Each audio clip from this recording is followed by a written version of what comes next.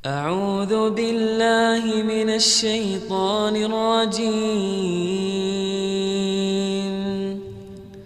بسم الله الرحمن الرحيم.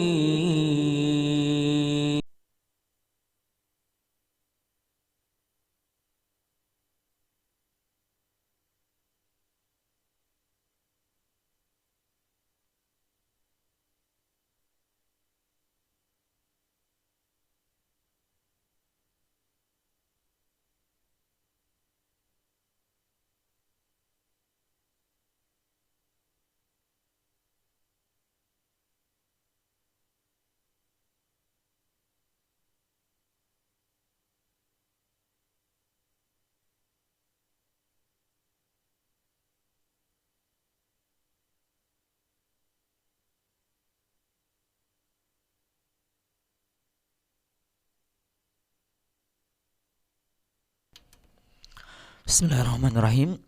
Assalamualaikum warahmatullahi wabarakatuh.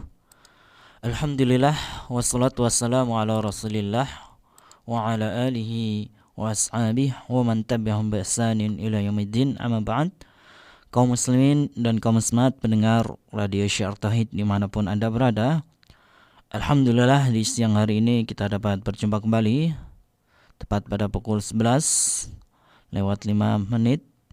InsyaAllah ta'ala kami hadirkan kembali ke ruang dengar Anda lanjutan siaran langsung dari pembelajaran bahasa Arab dari kitab Durusul Lughah li ghairin natiqina biha karya Dr. Abdul Rahim hafizahullah ta'ala bersama guru kita Al-Ustadz Abdullah Salim hafizahullah ta'ala. Baiklah para pendengar dimanapun Anda berada, langsung saja kita dengarkan bersama lanjutan dari pembelajaran bahasa Arab ini. Kepada Ustaz Abdullah Salim hafizahullah ta'ala kami persilakan. Bismillahirrahmanirrahim. Assalamualaikum warahmatullahi wabarakatuh. Alhamdulillah. Alhamdulillahi rabbil alamin. Alladhi khalaqal mauta wal hayata liyabluwakum ayyukum ahsanu amala. Asyhadu an la ilaha illallah wahdahu la syarika lah wa asyhadu anna Muhammadan abduhu wa rasuluh. Salawatullahi wassalamuhu alaihi wa ala alihi wa sahbihi wa man sara ala hadihi ila yaumiddin. Kaum muslimin dan muslimat, pendengar, pemirsa radio atau TV Syiar Tauhid, rahimani wa iyyakum ajma'in. Semoga Allah Subhanahu wa taala senantiasa mencurahkan rahmat-Nya kepada kita semuanya.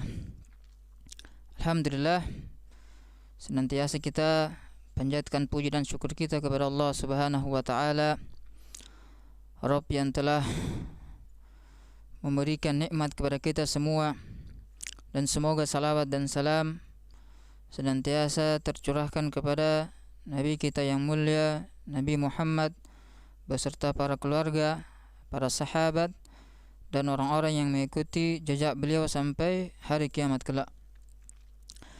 Kaum muslimin dan muslimat, pendengar pemirsa Syiar Tauhid yang semoga dirahmati Allah Subhanahu wa taala. Alhamdulillah, pada hari ini kembali kita melanjutkan pelajaran kita yang insyaallah ta'ala kita akan menggunakan kitab Durusul Lughatil Arabiyyah li ghairin natiqina biha karya Syekh Dr. Abdul Rahim hafizahullahu ta'ala. Kita akan masuk pada jilid yang pertama. Ya, sudah kita sebutkan kemarin bahwasanya kitab Durusul Lughah ini terdiri dari 4 jilid. Ya, disebutkan ada yang 3 jilid. Nah, di jilid yang pertama itu ada 23 pelajaran. Ya, ada 23 pelajaran. Dan pada hari ini biiznillah kita akan masuk kepada pelajaran yang pertama. Ya. ad-darsul awal. Naam. Ad-darsul awal. Yang punya kitab bisa lihat di halaman, kalau di sini halaman yang kelima. Ya. Di situ tertulis ad-darsul awal. Ya, ad-darsul awal. Nah, di pelajaran yang pertama di sini kita akan mempelajari tentang 4 komponen yang ada dalam kalimat.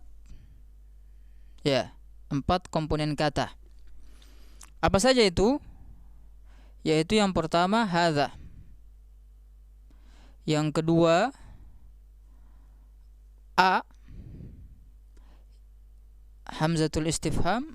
Yang ketiga ma, dan yang keempat man.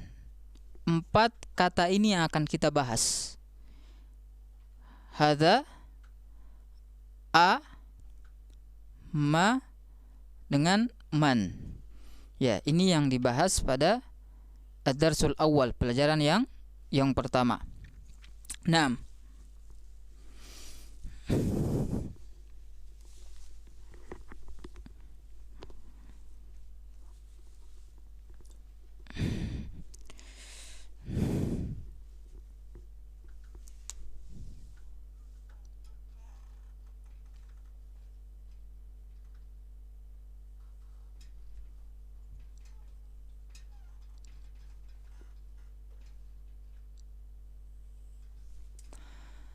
ad-darsul awal, ya, pelajaran yang pertama.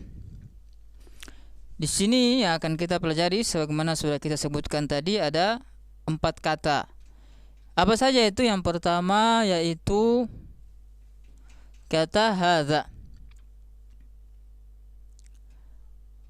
Hadza. Ya, yang kedua yaitu a. Yang ketiga yaitu ma.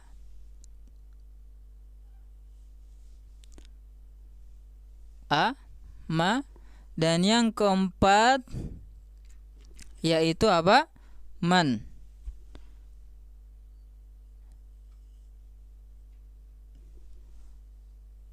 Man. Hadza, a, ma, dengan man. 4 kata ini yang akan kita bahas. Ya. Kita masuk kepada kata yang pertama, yaitu hadza. Apa itu hadza? Hadza ini merupakan kata isyarat. Dalam istilah bahasa Arabnya ismul isyarah. Ya, kata isyarat yang digunakan untuk menunjuk suatu kata atau suatu benda yang benda tersebut itu jaraknya dekat dengan kita. Ya, anak ulang. Hadza ini dalam istilah bahasa Arab namanya ismul isyarah. Ya, atau kata isyarat. Ya, digunakan untuk apa? Digunakan untuk menunjuk suatu kata yang kata tersebut atau suatu benda yang benda tersebut jaraknya dekat dengan kita. Masalan, contoh. Ya, ini ada kursi. Ya, ini apa? Kursi. Kursi ini jaraknya dekat dengan ana. Ya, kursi ini jaraknya dekat dengan dengan saya. Ya, ketika ana ingin menunjuk kursi ini, maka apa? Ana bisa menggunakan kata hadza di sini. Ya. Bisa menggunakan kata hadza. Maka ana katakan apa? Hadza kursiyun. Ini adalah kursi. Ya, ini adalah kursi. Ya, jadi kita ulang sekali lagi. Hadza ini merupakan dalam istilah bahasa Arab namanya ismul isyarah. Ya, atau kita terjemahan kata isyarat. Gunanya untuk apa? Gunanya untuk menunjuk suatu kata yang kata tersebut atau suatu benda yang benda tersebut jaraknya dekat dengan kita. Seperti tadi anak contohkan kursi. Ya, karena kursi ini dekat, maka apa? Ketika anak menunjuk maka menggunakan ismul isyarat tersebut. Hadza kursiyun. Ini adalah kursi. Ya, ini yang pertama. Untuk yang kedua, yang ketiga, yang keempat akan kita bahas setelahnya. Nah, kita baca apa yang disebutkan oleh musannif di sini.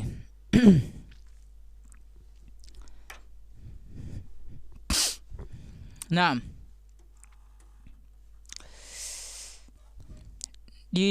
bisa dilihat di kitab masing-masing. Di dalam kitab di situ ada gambar, kemudian ada contoh penulisan gambar tersebut ketika kita menggunakan ismul isyarah. Ya.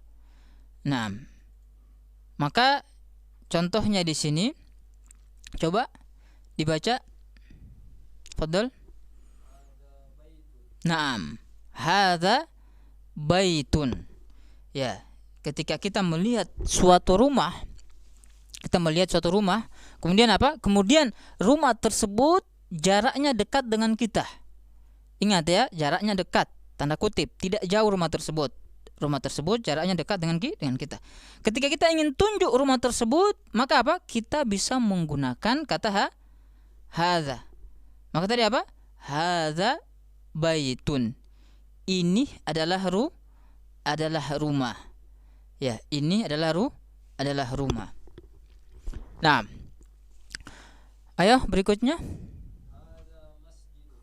Hadza masjidun. Ya, ini adalah apa? Masjid. Ya, ini adalah masjid. Ya. Kemudian yang berikutnya, hadza babun. Ya, hadza babun. Ini adalah apa? Pintu. Ya, ini adalah pintu. Kemudian setelahnya, hadza kitabun. Ini adalah buku. Ya, kemudian berikutnya, Hadza qalamun. nah, hadza qalamun. Ya, hadza qalamun. Ini adalah pena. Nah, kemudian berikutnya, nah, hadza miftahun. Ya, hadza miftahun. Apa artinya hadza miftahun? Ini adalah kunci. Kemudian setelahnya, Hadza maktabun. hadza maktabun. Ya, ini adalah meja. Kemudian setelahnya, hadza sarirun. Ini adalah ranjang, ya, atau tempat tidur, ya. Kemudian hadza kursiyun. Ini adalah kursi. Ya, ini adalah kursi. Ya. Ada apa namanya yang harus kita jelaskan juga di sini, yaitu tentang penulisan hadza. Hadza, ya, itu terdiri dari 4 huruf. Ya, hadza itu terdiri dari 4 huruf. Ya. Kalau kita melihat kepada penulisannya, hadza di sini ada 4 huruf. Apa saja itu? Ada huruf H. Yang pertama, yang kedua ada huruf alif. Yang ketiga ada huruf zal. Yang keempat ada huruf alif juga. Ya, ini ada huruf H, huruf alif, huruf zal dengan huruf alif. Ya. Penulisannya seperti apa? Penulisannya seperti ini. Di alif yang pertama itu tidak langsung ditulis sebagaimana alif yang kedua. Ya, jadi hanya diberi tanda kutip di atas. Ya, jadi penulisannya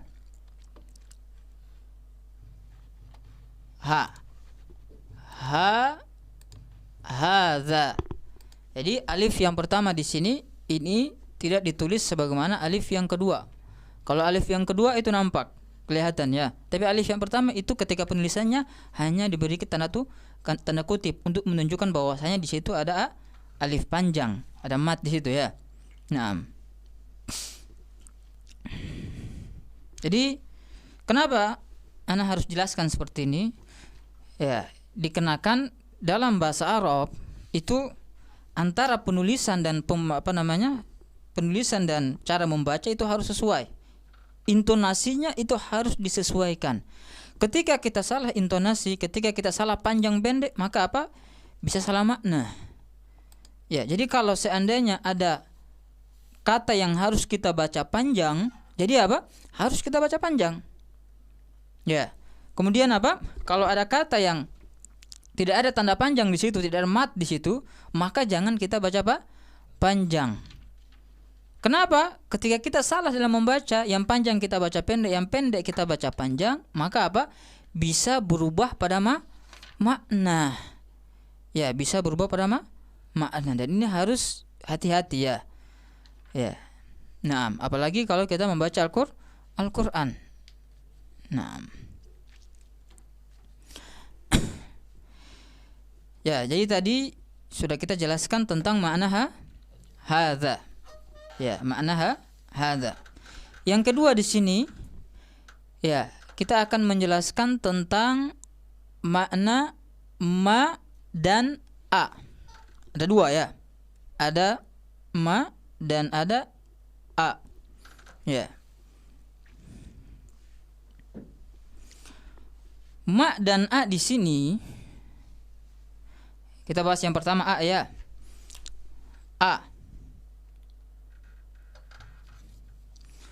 A di sini ini kalau dalam istilah bahasa Arabnya ini merupakan apa? Merupakan hamzatul istifham. Hamzah istifham.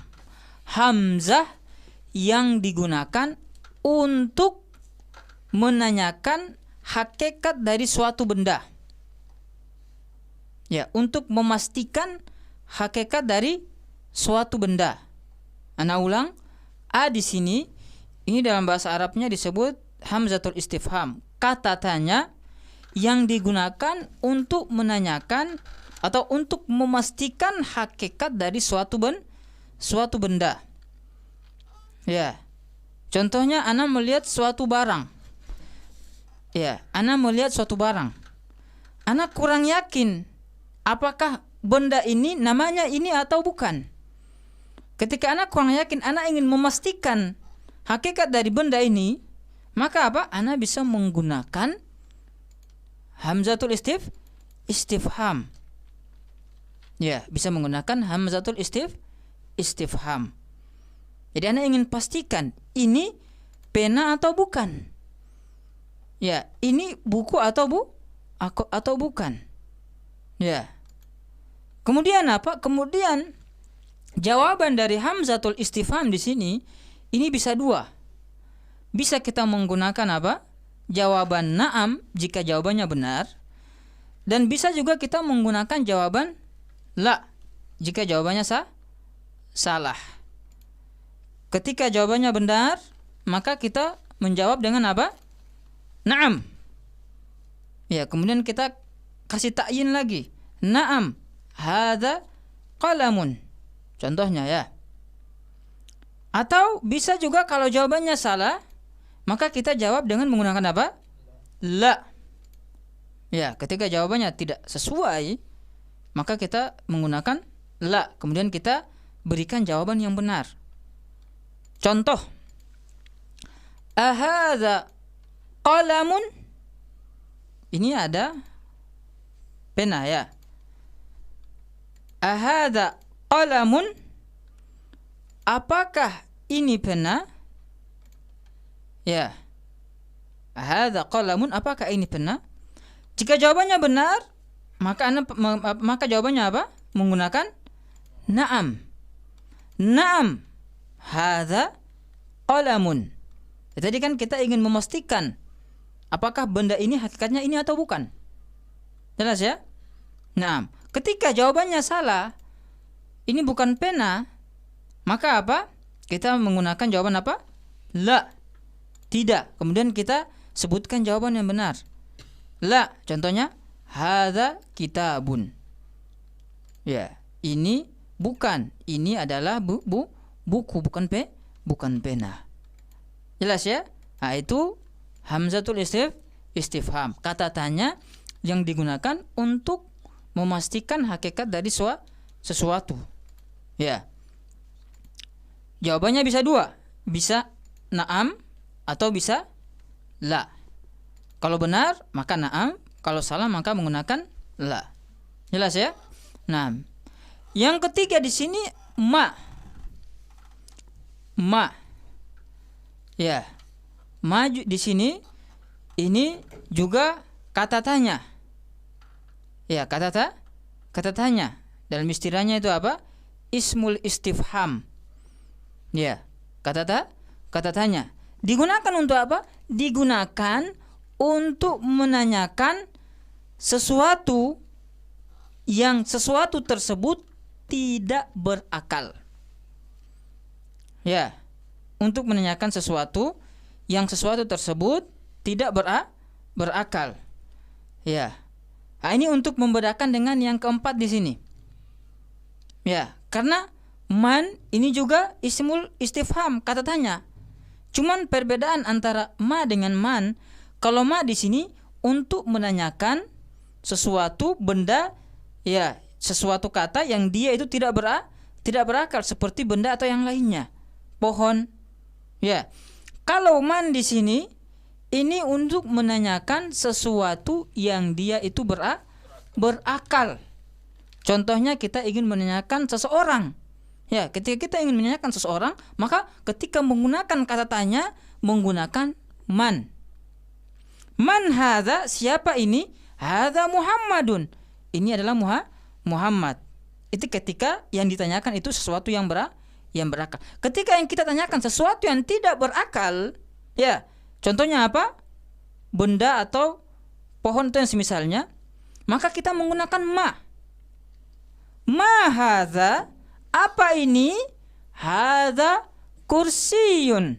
Ini adalah kursi. Jangan sampai yang tidak berakal kita menggunakan man. Man hadza kursi. Nah, ini keliru. Atau sebaliknya, yang berakal kita menggunakan ma. Ya.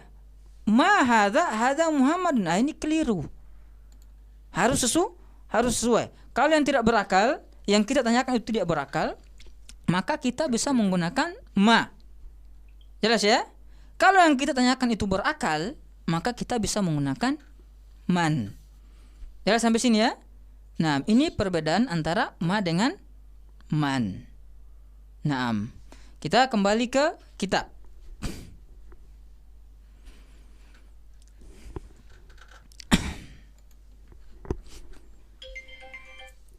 Naam.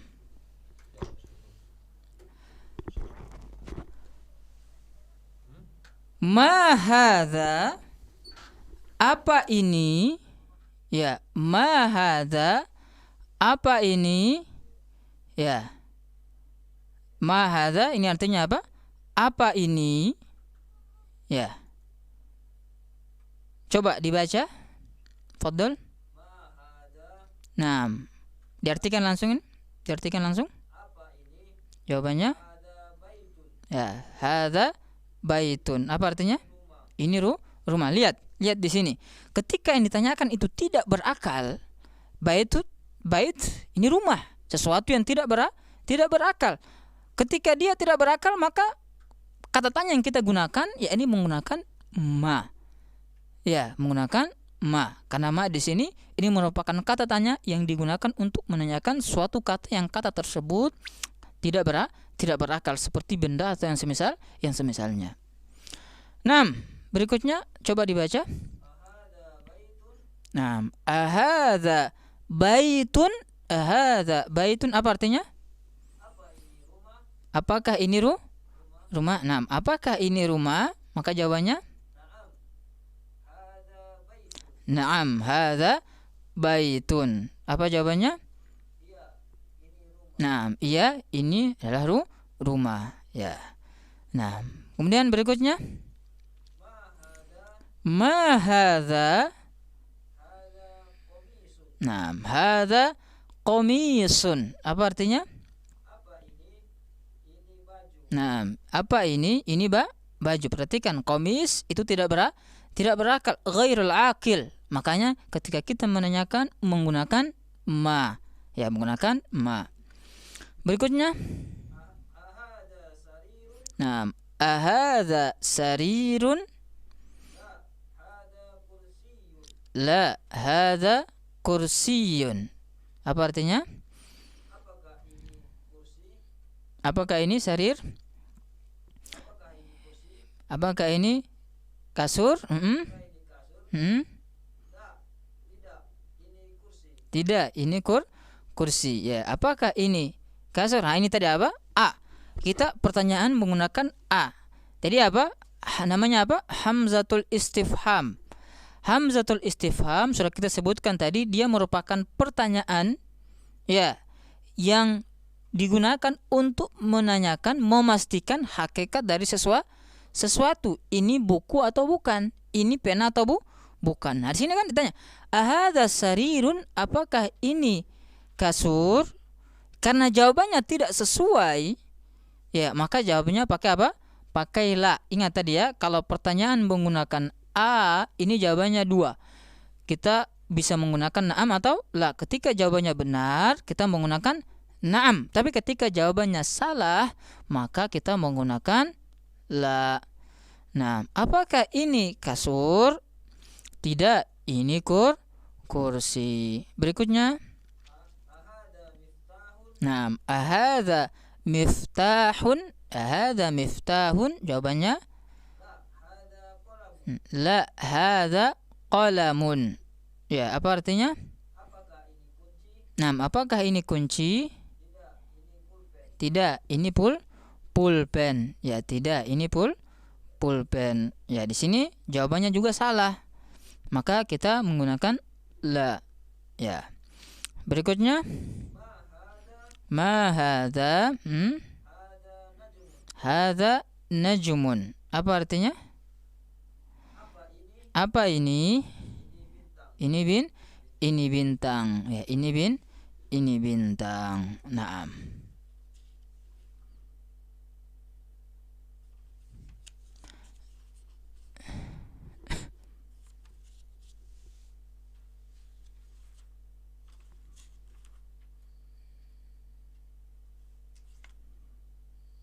Ayo coba kita masuk tamrin yang pertama di sini.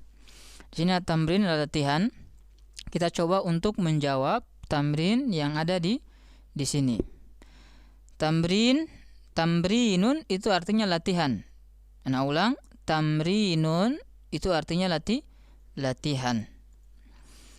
Nah, ayo coba. Ana kasih pertanyaan, antum jawab ya.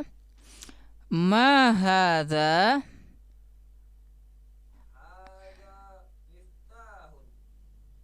Naam. Hadza miftahun. Apa ini? Ini kan bertanya kan? Apa ini? Ini adalah kunci. Naam. Berikutnya, ma hadza? Hadza kitabun. Apa ini? Ini adalah kitab, buku. Ya. Kemudian berikutnya, nah, ma hadza? Hadza qalamun. Ya. Artinya apa ini? Ini pulpen. Ya, kita ulang tadi ya. Ingat tadi ya. Ma tadi ini kata tanya untuk menanyakan sesuatu yang tidak berakal. Ya, berikutnya. Ma hadza? Hadza babun. Ya, apa artinya? Apa ini? Ini pintu. Berikutnya. Ma hadza? Apa ini? Hadza baitun. Apa artinya? Ini rumah. Berikutnya. Ma hadza? Hadza kursiyun. Apa ini? Ini kursi ya, ini kursi.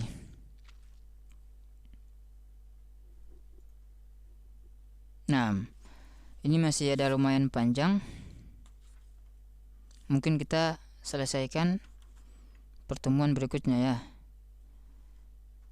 Ya, kita sudah selesai dari tamrin yang pertama. Tamrin yang kedua, insyaallah taala kita bahas pertemuan berikutnya. Mungkin kita cukupkan sampai di sini. Ya, semoga apa yang kita pelajari di sini bisa memberikan manfaat kepada kita semuanya. Naktafi bihadzal qadar. Kita tutup dengan doa kafaratul majelis. Subhanakallahumma wa bihamdik, asyhadu an la ilaha illa anta, astaghfiruka wa atubu ilaik. Wassalamualaikum warahmatullahi wabarakatuh. Waalaikumsalam warahmatullahi wabarakatuh. Kepada Ustaz Abdullah Salim hafizahullah taala kami ucapkan jazakallahu khairan atas materi yang telah disampaikan pada pertemuan kali ini dari pelajaran bahasa Arab dari kitab Durusul Lughah li ghairi natiqina biha karya Syekh Dr. Abdul Rahim hafizahullah taala. Kaum muslimin dan kaum muslimat pendengar radio Syartai dimanapun Anda berada, alhamdulillah telah kita dengarkan bersama pelajaran dari Durusul Lughah pada pertemuan hari ini. Semoga yang kita dengarkan pada pertemuan kali ini kita bisa mengambil manfaatnya. Dan insyaallah ta'ala kelanjutannya pelajaran bahasa Arab ini bisa Anda simak kembali kelanjutannya esok hari pada pukul 11 waktu Indonesia Barat. Nantikan terus program kajian di Radio Syiar Tauhid. Tetaplah bersama kami. Barakallahu fikum. AM 675 kHz Syiar Tauhid Radio Ahlus Sunnah wal Jamaah.